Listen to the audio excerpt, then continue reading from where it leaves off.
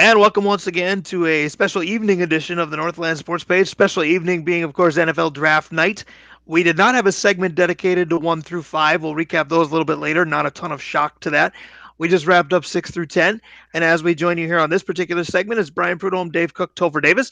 Pick number 11 is in. And without further ado, our Mel Kiper Jr., with a lot less hair, Dave Cook Jr., will take that one over. All right, Mekhi Becton, the big, and I mean big, offensive line from Louisville. 6'7", 360 pounds, but he's got pretty good feet, and he's the guy that I would have liked for the Vikings as an offensive tackle because when you're that big and they get you and moving, it is a run. He is a run-blocking offensive tackle. The Jets made a good pick. It's kind of like what we said with the Lions earlier. You know, the Jets made a good pick is not something you often tie into the NFL draft. I was just going to say, make sure we get that recorded, Toph, because we've said two things tonight in the course of our NFL draft coverage. Good pick by the Lions, good pick by the New York Jets. Now, maybe you've said that more than you think because those two teams are kind of annually picking a little bit high. Of course, the hope is that they can turn things around. Will this particular pick by the Jets keep Mr. Sam Darnold from seeing ghosts this upcoming season? 100% agree with that. Here's the thing. I just realized that both New York teams picked tackles. So I wonder if the Jets fans are being as rough on the Jets leadership as the Giants were on Gettleman. Well, I think it depends on how many are left because here's kind of a fun food for thought as much as I hate to spend too much time on the New York teams and the New York media. Who are folks in New York a bigger fan of in terms of young quarterbacks? Danny Dimes, Daniel Jones, or Sam Darnold, the Ghost Whisperer? Yeah, I think they're more on the Darnold side, don't you, Toph? See, I would disagree with that. You think they're jumping on the Jones bandwagon right away? I think there's deeper rooted fan interest between the Giants and the Jets fans, and they don't switch back and forth. I think it's a Mets Yankees thing as well. They don't like each other, and I think it's deeper rooted in there. I think you could talk to Claudia Chikamian on that a little bit, see how she feels about that matter. We certainly could, and I hope at some point we are able to include guests in our Google Hangout turn YouTube turn Northland Sports Page coverage. Once again, the usual show will be back on Saturday morning, but of course, this is real sports, real time, sports on schedule, as we like to call it. In the COVID-19 era, the NFL is still doing things according to plan. One thing, though, that maybe didn't go according to plan is the team that's on the clock right now, simply because just as we have to get used to the Chargers, and I have to tell myself, it's LA, it's LA, it's LA. Well, the Raiders have moved around, LA, Oakland, what have you. Oh, by the way, now we got to incorporate Vegas. The draft thought they were going to incorporate Vegas for its location. They can't do that. Now the team from Vegas is on the clock. John Gruden back in the mix. What are they doing? This is the best of both worlds for me. It's draft night, and we don't have to watch the stupid thing at the Bellagio they were talking about doing. So you didn't know Northland Sports Page was going to send us there. You didn't know we were going to be going to the Bellagio? You were going to object? If Al Davis is in the room at all, right, ghost, whatnot, it's got to be Henry Ruggs. Because Ruggs he's the 4.29 wide receiver out of Alabama. I don't know if they're going to do that, but that would be, justice. And it's not like they'd be pulling him out of some Division III school like Darius Hayward Bay.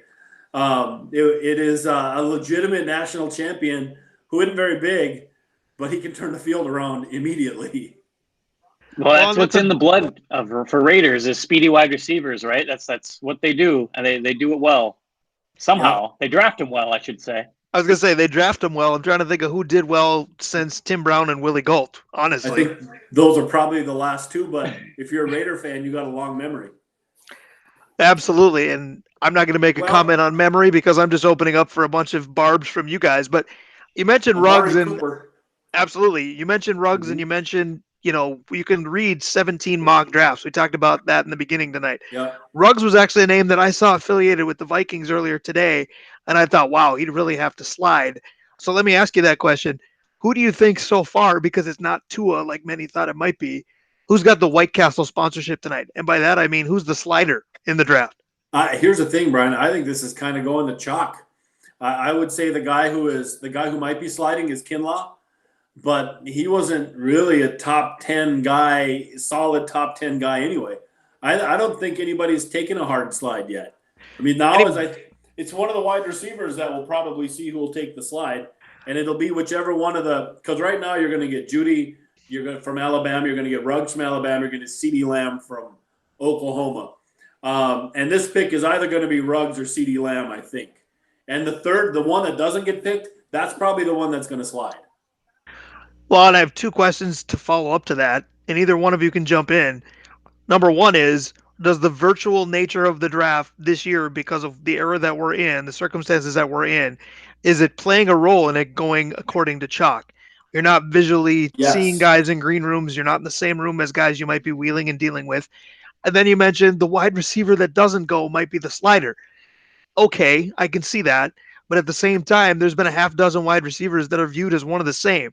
So if you're picked first in that group or fifth or sixth in that group, are you really deemed a slider or not? Yeah, I think there's 3 wide receivers, Brian, and then there's a drop. The Ruggs, Judy, and CeeDee Lamb, they did pick Ruggs. Anyways, so Ruggs is the official Raider pick. That's awesome. That is so perfect. That's just the way it should be, right? They picked the guy that they should pick. There's a drop off between the other two and whether it's the kid from LSU, Jefferson, whoever your 4th wide receiver is. So if CeeDee Lamb was to fall, and you said the Vikings, CeeDee Lamb's available at 17, and the Vikings trade up for him, I would think that would be a really great trade up. It'll be interesting to see what happens if he does make it to that point. Obviously, we haven't seen a lot of movement in the draft up to this point. I kind of want to know, Dave, did you think that it would kind of be going every team that's allowed to pick through the first 12 picks has stayed in their spots? No, I did not think that at all. I did not think the Raiders were going to draft here. I kind of thought they were trading back. I kind of thought Detroit would trade back because, well, why not? It's Detroit, right? They're showing highlights of Henry Ruggs right now. If you're watching this and you're a fan of the draft and you haven't watched Henry Ruggs just explode against teams, it's a little like watching Moss, except Ruggs is 5'10" instead of 6'5". But there's a crease, right? And he's just gone. The cornerbacks have the angle, and all of a sudden he's past the angle. I love watching guys like that. Topher, are you watching close enough to see Dave's face light up? It's almost like he's got a third kid that was just born when he talks about certain players. Yeah, Dave is stoked right now. He doesn't have the lighting issues that I do on his webcam, but it's just beaming over his head, and it has nothing to do with his baldness. He is so excited about this. It's more than cute, I got to tell you that. So let me ask you this. There have been no deals. We talked about the new nature of the draft, the virtual nature of it, playing a role. Twitter and lots of other social medias told us that there would be a plethora of deals. I thought there would be a plethora of deals, and there still could be because we're still only on pick 13 and we're almost 2 hours into the evening. But I thought there would be more deals just because of the uncertainty of the offseason. You don't know how much you're going to be able to get your hands on your rookies. You don't have to grow and develop and teach veteran players. If draft picks are golden tickets, I'm dealing them for a veteran because of the circumstances of this year. But like we always tell Will Peterson, somebody's going to want to trade with you. Yep. Other teams know that too. But standing pat seems weird because, again, the offseason, how much development time are you going to get with any of these people you're picking tonight? No, I agree with you, Brian. I think that's why we're seeing this as it logically makes sense. Because let's face it, if you're going to take a risk on somebody, right, you're going to jump up on somebody because you fell in love with them. Maybe you had him in for a meeting, or you got to see him work out privately, and you think maybe you figured something out that nobody else knows, and so you're willing to take a risk. Well, none of that's out there. And so everybody's using the same information, and I think they're grading them pretty close. Well, and Topher, is that the other thing? Because you're only able to have conversations with people. You're only able to meet with these prospects the same way we are. You're not taking as many flyers. Is this a little bit like, not to pick on Eric Lofald, but the fantasy football draft, where as long as you don't say somebody else already had him, you take the next guy down the list? I think maybe so, but they're also each organization is relying on the scouts that they had watching these guys all season long a lot more than they are on the workouts that would have been happening leading up to the draft. So you might see guys getting picked more based off their collegiate years and their collegiate play as opposed to their performance actually in a enclosed environment. Which there's a debate to be had to whether or not how fast the guy runs on a 40 when he's got no defender in front of him, when he's able to put track shoes on and go in the 3-point stance. How does that actually relate to playing a football field or not? Yep. That's a great point, Toph. And I think the guy that we've talked about for the Vikings off and on is the wide receiver from Baylor, Denzel Mims, who's exactly that guy. Who comes from a gimmick offense, who hasn't had to run a lot of routes, but got trained up really good for the Senior Bowl, and then in the combine blew the doors off. So do you go with, yeah, okay, his quarterback wasn't great, but he only got 600 yards a season the last few years, or do you say, wow, was he good in the Senior Bowl and he ran a 4.38 40 at 6'2"? Well, if you're blowing up the Senior Bowl, then we already saw Justin Herbert. How long till the Jordan Love train starts revving up into high gear? Oh, there's teams got to be talking about him right now. He's the guy, Brian, that had everything been going like it's gone in the past as far as the draft and health and all that. He'd be the guy that somebody thought, I'm smarter than everybody else. I can coach that kid up. I think he'd be traded for probably already. So right now, this is important to note because the Super Bowl runners-up, if you will, the San Francisco 49ers are on the clock at 13. They paid a pretty precious price, try that 10 times fast, to get into the first round at this spot. One of their best D linemen, I thought, was dealt to get here. Yep. But this is a situation where already a very good team has an opportunity to get a lot better. Yeah, and the funny thing is I think the best guy that's left on the board right now is Kinlaw, who plays defensive tackle, would be a one-for-one swap. I always go back to the Super Bowl, Brian, and we talked about this, Toph, we've talked about this. The play that changed that game was when San Francisco's defensive backfield, couldn't find Tyreek Hill on that ball that Mahomes just threw in the air, and it took forever to fall down, and there was no secondary help from the 49ers at all. I wouldn't be surprised to see, this might be our first risk take and see a cornerback or a safety here, because that's the play that sticks out. They win that Super Bowl if they make that play.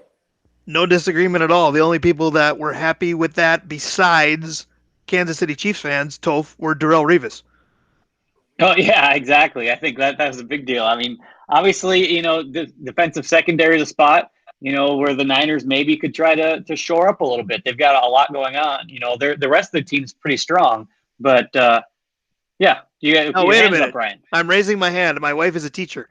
No sooner did I say that San Francisco was on the clock than now the Buccaneers are back-to-back, according to ESPN's graphic here in round one. So did we finally get a deal?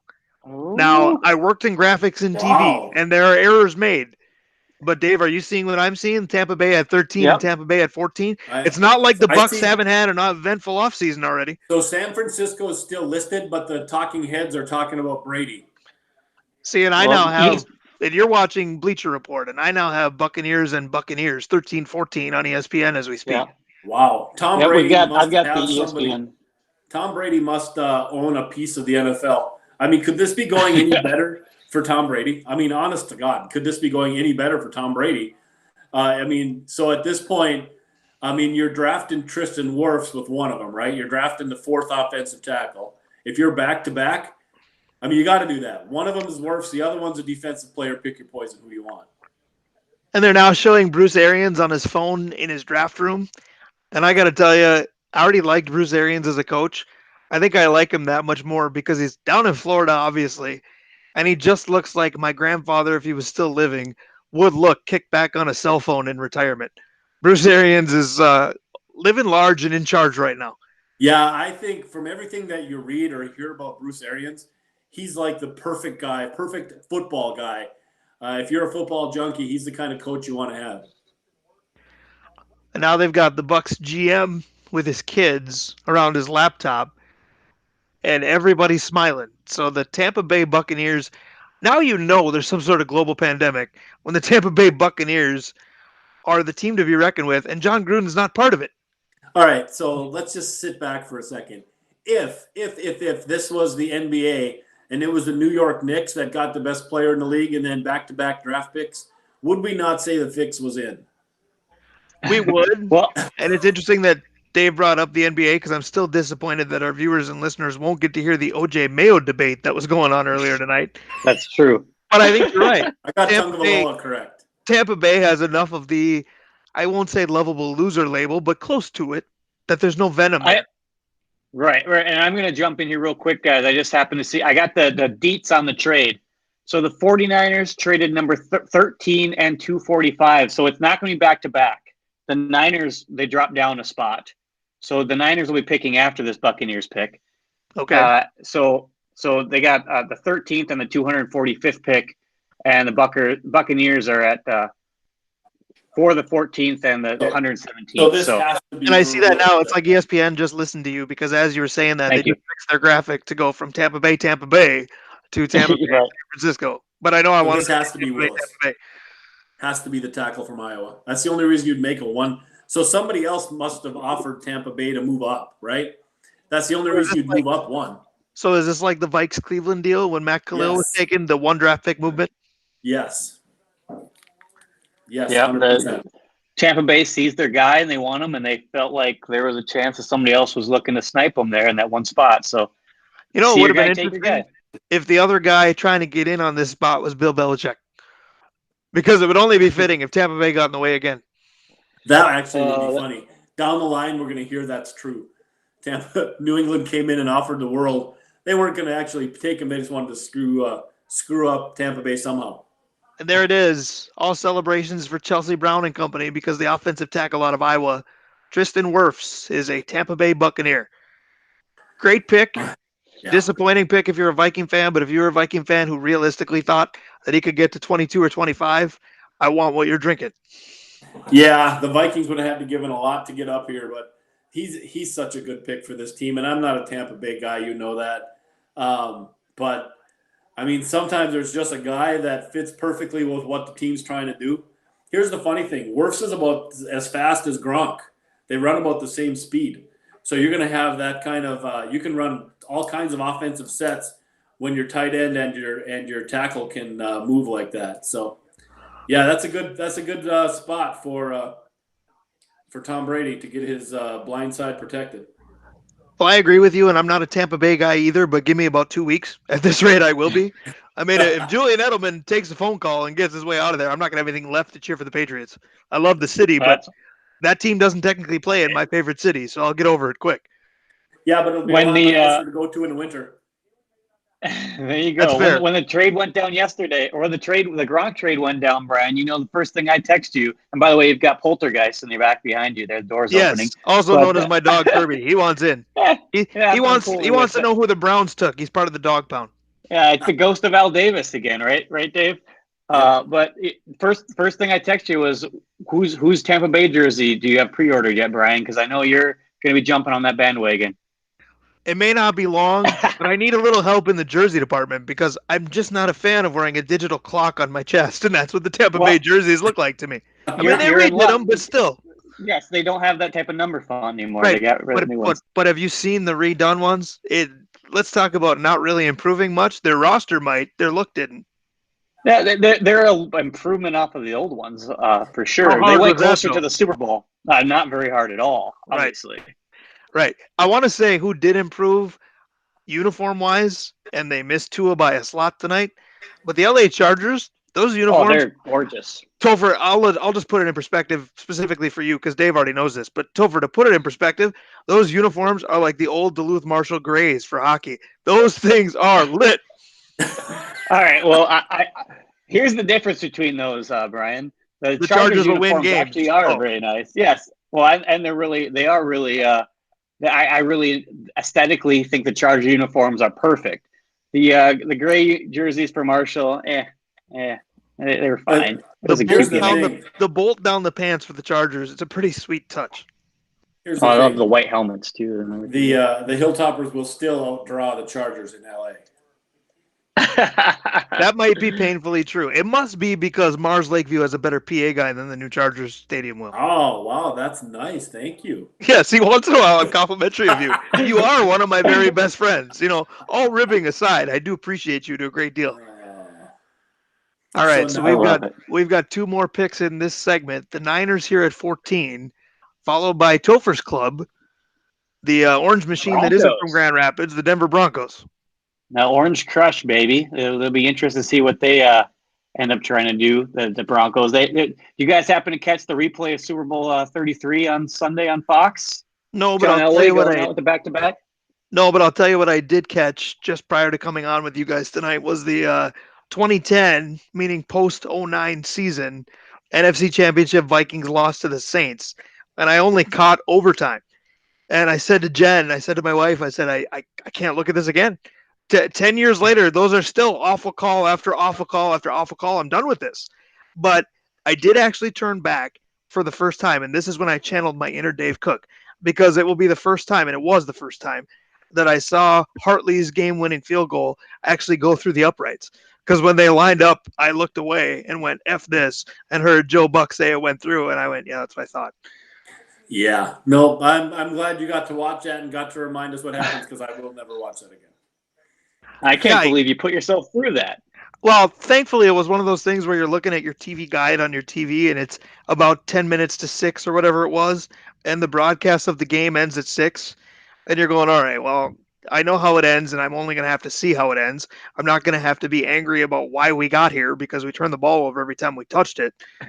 But instead, I got to be the anti-Packer fan, and instead of blame it on the refs, I got to experience the refs helping another team. Much like the Packers get help from them every week.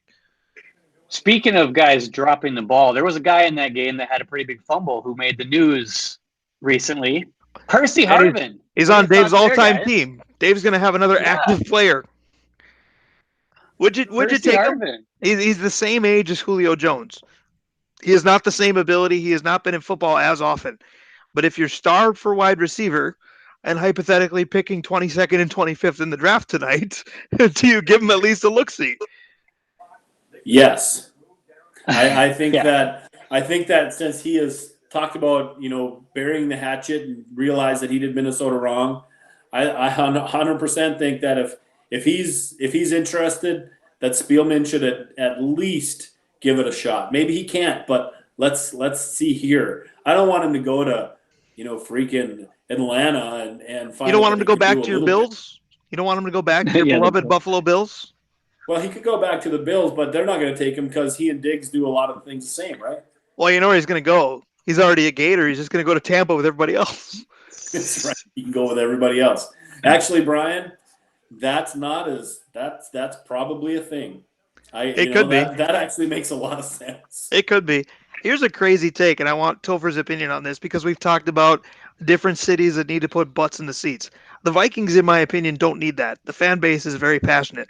But part of that big-time passion comes a lot of jaded opinions, a lot of negativity as well. And this has been an offseason that's been full of that. We already didn't love, we as a fan base as a whole, not this room per se or these rooms. We already profess how much we don't love Kirk Cousins, and he got extended. We watched half the team walk out the door. You need to bring somebody in to have the fans go, hey, we got him. I'm excited again. Percy Harvin may not have anything left in the tank, but I think there are some fans out there that would go, Percy Harvin, sign me up. I loved him back in 2012. I think you're absolutely right. I think there's a lot of people that are tied to those teams. They remember, how great he was in 2009 with Brett Favre that season, and he brings a lot of excitement. I think it would get a lot of fans fired up for the team, especially with Stephon Diggs walking out the door. Right. And see, Dave, I tried to help Topher there. He brought up Favre in 2009. I brought up 12 because Harvin was nookie blankie for Christian Ponder. I was just trying to bring him back into the mix.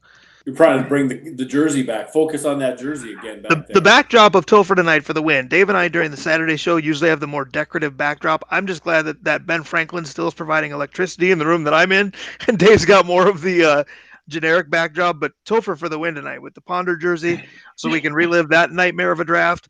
We can hope that this one doesn't go anything like, say, 2005. Dave, I know you're a draft history guy. My goodness, have you ever looked at 2005 for the Vikings and went, what? Yeah, no doubt. There's a more than one draft that you do that with the Vikings. The Vikings tend to draft pretty well, but when they miss, man, they miss big. They Steve Balboni miss is what they do. Goodness gracious, they really do. I mean, we talked about Ponder. I mean, the guy who never played for us from Michigan State Demetrius Underwood. Demetrius Underwood. I mean, when we miss, we talked about the kid from Wisconsin, the defensive end from Wisconsin that didn't really like football, Erasmus James. Yep. I mean, when we miss spectacularly. We do. Here are the Niners. There goes Dave's favorite 3-tech, Javon Kinlaw out of South Carolina. Another Claudio Interesting. Shakamian connection there, Toph. First Gamecock of the night. Claudio will be tweeting in no time. But Isn't it there you go. something It's that they replaced the a three tech guy? for a three tech. They got really Yep, young at a big position. yep. Really young and much more affordable. He's a big kid, Brian. He runs a little hot and cold, but I think when you go to that team with the guys that are on that defensive line, you're not going to get the opportunity to take plays off. I mean, I don't think Bosa's ever going to let a teammate of his take time off, and if Bosa doesn't get him, Armstead will. I mean, that we've talked about building a team from the trenches, and I don't think last year we said San Francisco's defensive line was the best defensive line in football. I don't know if that's changed. They still might be. Well, and I think to go back to something that Topher's brought up before, we do it mainly with quarterbacks, but we talk about draft spot expectations. We talked about supporting casts. Kinlaw's got one, but not the other. He's going to have the hype of going 14th overall, but he's got a supporting cast that you might forget he's on the team, or you might not because all the big names are going to get all the attention, and this kid's going to run free and wreck the league. Yeah, you could say, if you wanted to say at this point of the draft, he might be your defensive rookie of the year, and not because he might not be better than somebody else, but because who are you going to, honestly, who are you going to pay attention to? Well, wait a minute. Let's go back another direction. He's also probably the defensive rookie of the year so far, because that's another thing I was just about to bring up. We're on pick 15. There haven't been a ton on the D side of the ball. Yeah, that's true. But we talked about this being a quarterback, offensive tackle, wide receiver top. And now is when we're going to start getting into the cornerbacks and the two linebackers, and then the rush ends. Chason will be there, and then the big kid from Auburn, Davidson. All right, so we're to Topher's other squad. You guys like to call the Patriots Yeah. my team. The Vikings are my There you team. go. I'm going to pretend the Vikings are still Topher's team, but his other squad is the Broncos. How do you assess this group? Because Brandon Allen, okay. Good rushing attack, obviously. I like the tight end. I like Noah Fant. I don't love the wide receivers very much. Defensively, they're always good. The names may not jump off paper, but that defensive unit is never bad. What are you hoping your squad does here? Well, it's going to be interesting to see kind of how this all plays out because obviously you talk about, young quarterback building around it. The offense is in a big rebuild. Last season, they started with Demaryius Thomas and Emmanuel Sanders as their wide receivers. And both those guys are off the school. They were not on the squad as the season ended. So I think that's the big hole. We have one wide receiver off the board right now. I wouldn't be surprised if the Broncos make a play at the second best wide receiver right now. What do you Dave, think of that, Dave? I was going to say, in the Yeah, mess that is the wide receiver class, who is that? Is it, do I get to take the easy pun? Is Denver going to take a Punch and Judy good wide receiver here? that's what I'd take. CD. So they got the Sutton kid. The Sutton kid is, a six He's foot good. five edge wide receiver. You need somebody who can do a lot of the quick stuff, and CD Lamb is okay. Judy's proven that in huge games. I like CD Lamb, but let's be honest. He was the number one wide receiver for Oklahoma, which means he had a gimmicky offense and he played against no defensive talent at all. Jerry Jeudy, he played in a pretty straight pro set offense, and they played in the SEC. I think that you're right. They should draft a wide receiver, and it should be Jerry Jeudy. Well, somebody's going to take the low hanging There you fruit go. for a headline whenever CD Lamb gets picked if they don't like him. It's going to be easy to say, well, nobody's been using CD since 2001. Oh, very nice. I thought you were going to do something with Silence from the Lamb, but we'll take that. I could have gone with, I could have talked about Brady from his UMD hockey days. I could have talked about, some others. Mike from his bad experiment with the Twins infield. Pick a lamb. Mary had a little one, but I've got several. So you asked earlier who might slide. I think if this is Jerry Jeudy, legitimately, CD Lamb could slide a little bit. Because that would tell you that they are concerned about their talent. Well, if this is Jerry Jeudy, just looking at it, you've got Atlanta, you've got Dallas, you've got Miami, you've got Vegas, which we got to get used to saying, Jacksonville and Philadelphia It's slated Jeudy. in front of the Vikings. And then would you be looking at the Vikings being perhaps the most wide receiver hungry team left out of the next 6 or 7? Nah, Philly is. Philly's as bad as we are. We But have Philly's Thielen. They got secondary is a nothing. train wreck. I'd be more It worried about is. Philadelphia taking one of the corners the Vikings would want. I agree And with that. that has nothing to do with draft knowledge because I don't have much. That's my knowledge of a current roster instead. But you make a really good point, and Every that once in a is while, yes. Philly and the Vikings' needs are pretty close. Yeah. Philadelphia doesn't need an offensive line. We need an offensive line, but their secondary is worse than ours. Think about that for a second. And at least we have Thielen. They have a broken Alshon Jeffrey and a bunch of guys who can't play. So Well, let's not forget that it wasn't a week ago that Twitter was all abuzz about what if Alshon Jeffrey's on the trading block again, the Vikings should go get him. So that broken receiver is pined for by some Minnesota fans. And yes, but Mr. that's Judy, because we were. How much do we like bringing in guys that have tore us up, though? That's that point. yes, it's the Minnesota Twins version of the Craig Monroe rule. I love that one. Yes.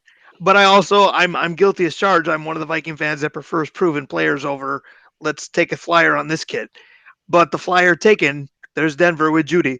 All of a sudden, if he lives up to expectations, Topher Dave just hit on it. Both sides of your wide receiving core are pretty good because Corey Sutton can do his thing.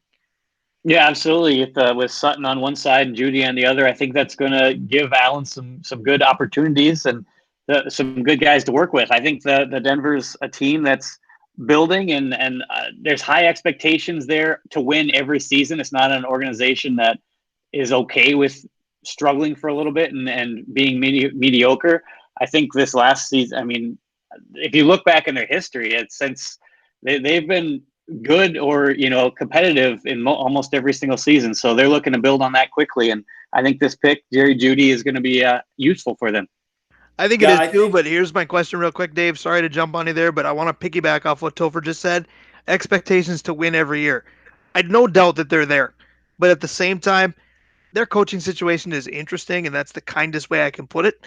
And then at the same time, right now, as we speak right now, that division is Kansas City and everybody else. So is the Sure. expectation to maybe find your way to a wild card team?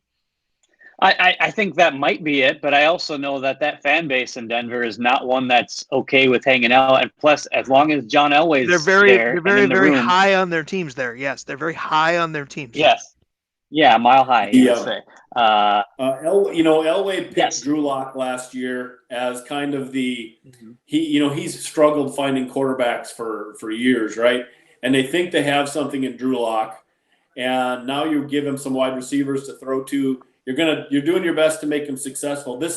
If you've got a young quarterback you're going with, this is the kind of pick you got to make. Judy's the safest of the receivers, I think. He's got the right size. He's faster than CD and is more experienced.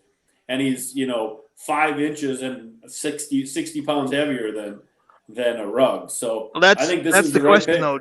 That's the question, though, too. You mentioned Locke. The quarterback carousel was a little ridiculous in Denver last year. The Vikings should have lost to the Broncos.